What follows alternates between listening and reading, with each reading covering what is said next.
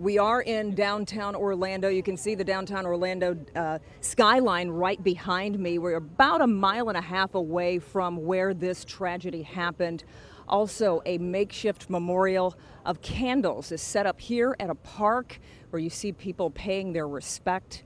We have been kept quite a distance away from where this actual shooting took place. So we came here to the park, and as you can see, people are gathered here as they try to figure out how to move forward. On this rainy Sunday evening, less than 24 hours after the nation's deadliest mass shooting, a few flowers rest in a parking lot about 2 blocks away from Pulse nightclub in Orlando. Mourners stopping by to pay their respect. Because sometimes we think that we have put it on the side, and when these things, bad things happen, the people show their love and their support. The area around the club blocked off by police tape, still an active crime scene where investigators were removing evidence and bodies well into the evening.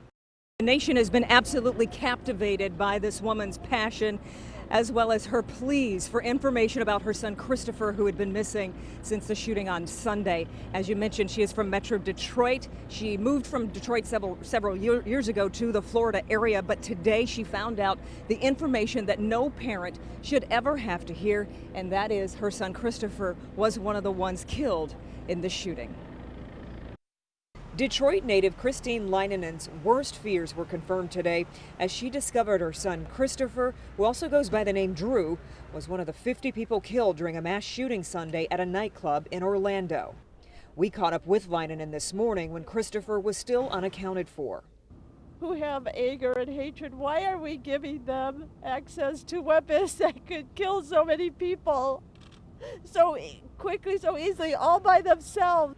Leinenen wiped away tears as she appeared on the Today Show Monday with Matt Lauer. My 2 boys, Christopher and his boyfriend, were in the club together with 2 other friends, and those 2 friends went to the bathroom just before they were getting ready to leave.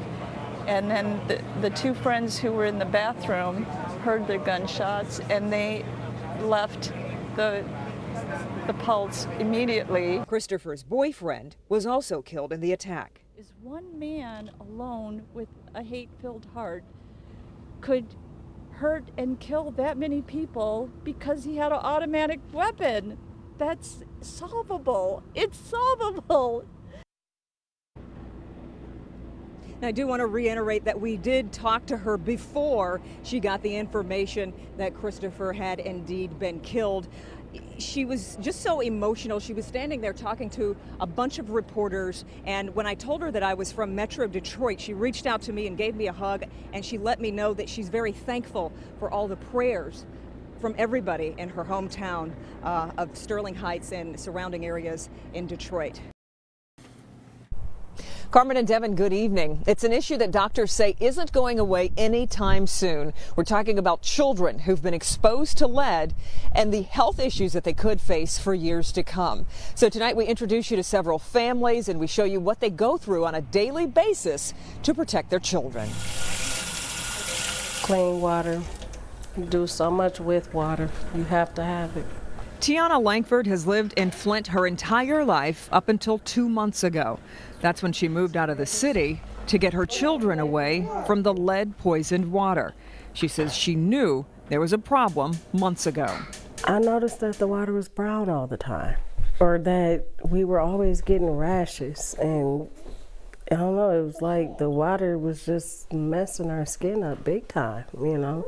Her 2 girls, Carlina and Amani, are 1 and 2 years old.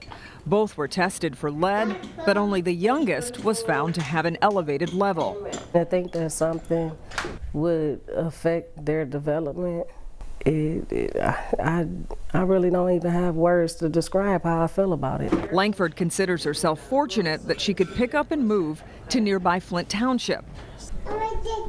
But others like Tiffany Davenport and her girls Brooklyn and Imani don't have that option. Without a car, she sometimes has trouble just getting the kids to their doctor's appointments. You really don't know what tomorrow gonna bring, how it's gonna turn out, because I really don't. And I don't have nobody just say, come on, let's go get some water. Davenport's children are 1 and 3. She says since drinking the water, she's noticed issues with their skin and bald spots in the girls' hair. For a while, she says the youngest was sick for reasons nobody understands. And then she been throwing up. And then at first, when I took her to the doctor, they looked at me like I was crazy. The family has since stopped using the tap water. For baths, they do wash-ups, and they use bottled water for everything else. I've been using these to do my dishes because of yesterday I just found out I can't even boil this water. It's still not even no good. On the other side of the city, we go like every other day to get some water from the fire station. Darlene Harden's family has similar issues with their hair and skin. Her 3-year-old daughter, Breeze, has a rash that keeps coming back. You could clearly see that she had skin rashes, and she always complained about itching. Her water levels tested low for lead, but she believes it continues to cause these stains in her toilet. It has to be the water because she cleans it all the time. Though she cooks using bottled water, she says it's too cumbersome to bathe in it. And it takes forever to fill the tub up. So we just have to do what we have to do and just pray on it and pray to God, I don't know, we just pray on it. She's still waiting on the results of her daughter's blood test. My little helper. But even though Tiana Lankford knows her daughter has high lead levels, she says she doesn't know what to do next. She feels as if doctors and lawmakers aren't moving fast enough. Everybody from Flint is not a lost cause. Some people really want to do something with their life. I'm one of them. My everything is my children. I've seen jokes about this, and when I hold my kids, it's no joking matter.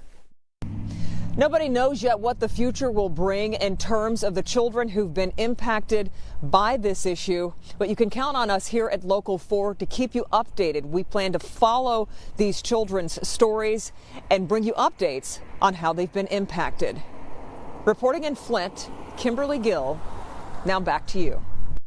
Carmen and Devin, good evening to you. It could be as many as 15 stores that were targeted in all of this. The good news is, though, is that this man is now in custody, and police believe they know a lot more about the substance that this man sprayed on produce stores. We first showed you his picture over the weekend, and thanks to tips from the public, the man suspected of contaminating food at local grocery stores is now in police custody. Just absolutely crazy. Why would somebody do that?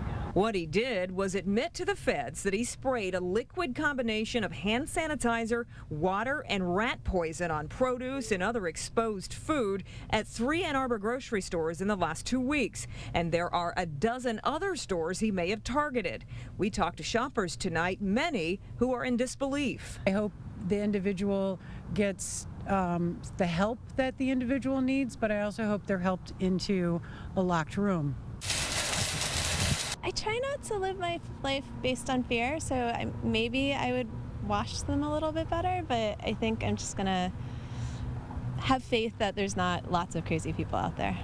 We begin with a story we seem to be reporting quite a bit in recent weeks. Another child shot and killed in the city of Detroit. This time the shooting took the life of a 14-year-old boy. It happened at the intersection of Radnor and Frankfort. That's on Detroit's east side, and that's where Kimberly Gill is standing by. And Kim, police have another teenager, a young teenager, in custody. Devin, you're right, they do. We saw police take that teenager into custody tonight, shortly after we got here on the scene. He appeared to go without incident. Let me just show you what's going on right now, though. I know it's dark, it's hard to see, but right beyond that police tape, you see a bunch of people standing. Back there is an abandoned house. Neighbors tell me that in that abandoned house, a lot of times teens will go there, do things that they shouldn't do, smoke weed, skip school, that kind of thing. Behind that abandoned house is where police found this 14-year-old's body, and now they're trying to piece together what happened.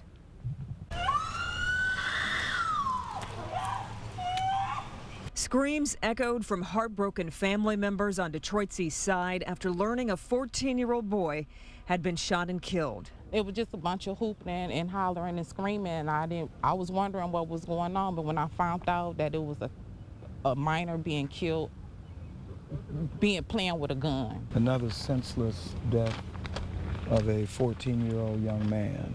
5318 Radner. Police say they got the call about 7:30 and found the 14-year-old boy dead in the yard of an abandoned house in the 5300 block of Radnor. Police say another teen was taken into custody, but they're still trying to figure out exactly what happened. 2 teenagers.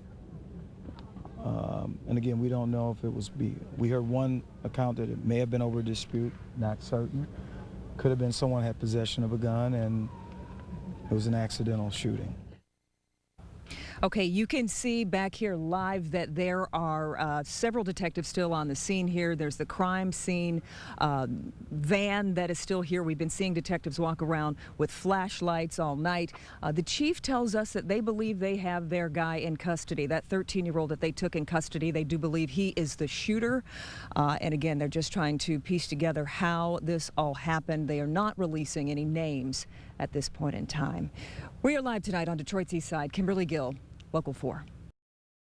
Yeah, I had an opportunity to have a very candid conversation with Clarissa when she was home visiting her family in Flint. She was open and very honest about everything I asked, everything from her rough childhood to the changes she's made since the last Olympics, this Olympics coming up, and what she has planned after Rio. In the boxing ring, Clarissa Shields is strong, fast, and fierce. You gotta work 10 times harder than the men to be better and to get the recognition that you deserve. And that's what I've been doing my whole life. So that's why I'm in this great position. That great position is having the opportunity in Rio to become the first boxer, male or female, to win back-to-back Olympic gold medals. 4 years ago, at just 17, Clarissa made history by winning gold in London. It was the first time female fighters were allowed to box at the Olympics, making her America's inaugural title holder. About being a trailblazer for women's boxing, I didn't know what I was doing when I was 17. I knew that I had a dream, and my dream was to become the first woman to win an Olympic gold medal. She is driven, focused, and unapologetically real. She admits she's only gotten better in 4 years. 17-year-old Clarissa couldn't do nothing with the 21-year-old Clarissa. I mean, she had a lot of heart, but now I've changed. Just my IQ in boxing went from here to here. It's just a total difference. My record right now is 69 wins and 1 loss. At 17, I actually had problems with taller fighters. Now, I can be shorter fighters, taller fighters, and fighters my size really can't do anything with me. So I've actually learned a lot. Clarissa has been a fighter nearly all her life, both physically and mentally. She grew up in the poverty-stricken streets of Flint, surrounded by drugs and violence, and she used boxing as a way out. I think without boxing, I would just be an angry woman with kids, and I don't know. I just think I wouldn't be where I am. Much of her struggle is documented in a new film called T-Rex that takes a very raw look at her family dynamics. Growing up in Flint, a lot of my anger comes from, one, my dad was in prison. I grew up in poverty. I always tell people too, just to, because not everybody goes through, but there's other women that go through, being raped and being molested when they were kids. And I was kind of angry from all that stuff. And when I found God in my life when I was 13,